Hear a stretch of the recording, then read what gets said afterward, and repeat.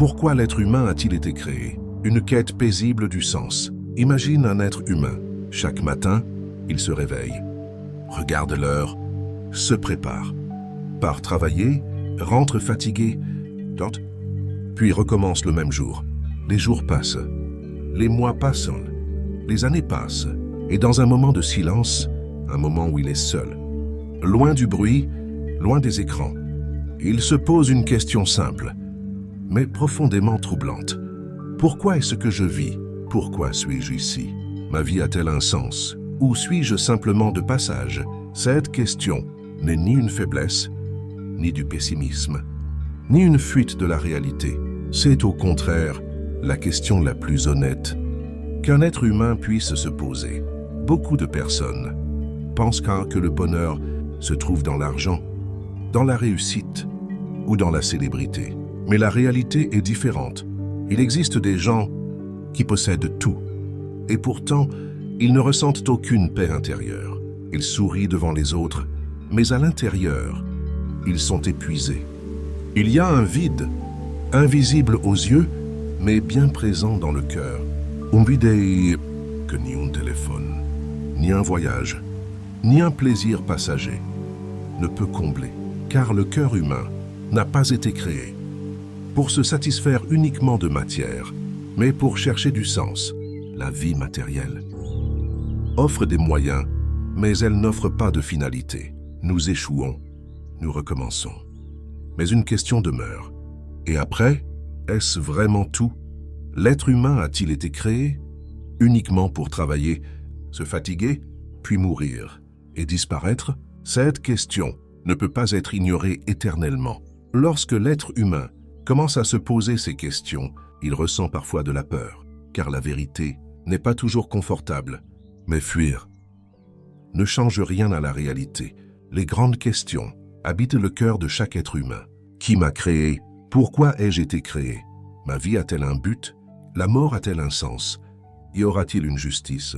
Y a-t-il une vie après cette vie?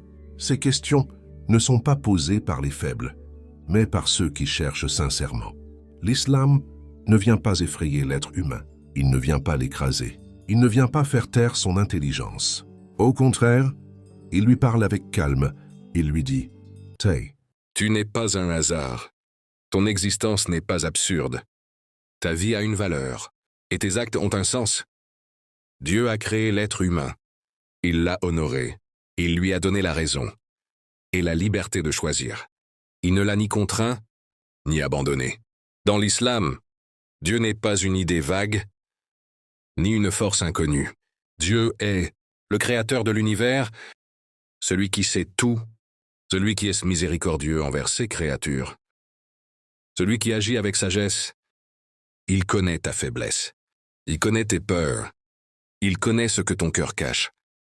Il ne t'a pas créé pour te punir, mais pour que tu le connaisses et pour que tu vives une vie pleine de sens. Dans l'islam, l'être humain a été créé pour un but qui n'est pas un fardeau, mais un honneur. Connaître Dieu, l'adorer avec conscience et contribuer au bien sur cette terre. L'adoration n'est pas seulement une prière, c'est la sincérité, la justice, la responsabilité, la miséricorde et la bienveillance envers les autres. L'islam ne sépare pas la foi de la vie. Il fait de la foi une partie intégrante de tout. Du travail, du comportement, des relations, des décisions, de la douleur et de la joie.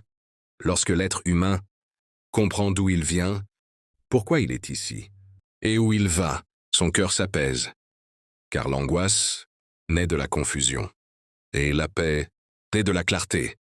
La foi n'élimine pas la souffrance, mais elle lui donne un sens. L'islam ne te demande pas d'arrêter de réfléchir. Il t'invite à utiliser ton intelligence, à observer, à questionner, à chercher, à comprendre. La réflexion sur l'univers, sur soi-même et sur la vie est un chemin vers la foi. Beaucoup de personnes jugeant l'islam à travers le comportement de certains musulmans. Mais une religion ne se mesure pas à ses adeptes. Elle se comprend par ses principes. Nous ne jugeons pas la médecine. à cause d'un mauvais médecin, ni la science à cause d'un scientifique corrompu. L'islam est une religion de justice, de miséricorde et de dignité humaine. Dans un monde rempli de bruit, de vitesse et d'anxiété, l'être humain cherche la sérénité. Il cherche un sens sur lequel s'appuyer quand la vie devient difficile. L'islam ne promet pas une vie sans épreuves, mais il offre un cœur solide, capable de comprendre le sens de ce qu'il traverse. La mort est une réalité inévitable, mais la vraie question est-elle la fin de tout?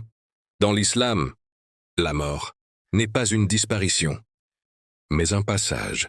La vie ici-bas est une étape, et l'au-delà est le lieu de la justice parfaite. C'est là que les cœurs brisés seront réparés, que les droits seront rendus, et que le sens de toute chose apparaîtra. Cette chaîne n'a pas pour but de forcer qui que ce soit, ni d'attaquer qui que ce soit, ni d'entrer dans des conflits. C'est une invitation paisible à réfléchir, à comprendre et à chercher la vérité. Nous poserons les questions avec calme et nous chercherons le sens avec sincérité.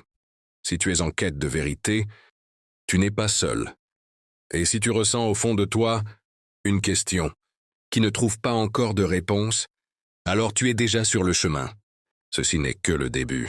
Et dans les prochaines vidéos, nous poursuivrons cette réflexion, pas à pas, ensemble.